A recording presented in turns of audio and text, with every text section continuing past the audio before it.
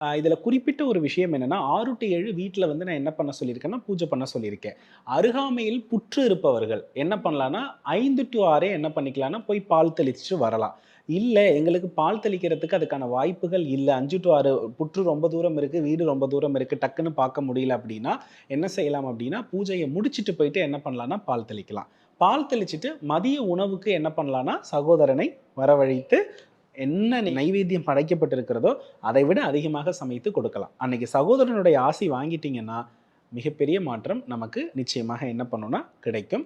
வாசல்ல போடக்கூடிய கோலம், இழை கோலம் தான். இழை கோலத்தில வந்து 8 இதழ் தாமரைகள் நெறைய போடணும். தாமரை வடிவில எத்தனை கோலங்கள் இருக்கிறதோ, அத்தனையும் நம்ம வந்து வீடு முழுவதும் இழை கோலங்களாக பச்சரிசி மாவால் போடுறது ரொம்ப நல்லது. கல் மாவு பயன்படுத்தக் கூடாது. இப்போ சகோதரன் இல்லாதவர்களுக்கு, ஏன்னா ம். எல்லாருமே சகோதரனோட பிறந்திருக்க ம். மாட்டார்கள். ம். சகோதரி மட்டும் தான் இருப்பாங்க. இல்ல ம். சிங்கிள் சைல்டா இருப்பாங்க.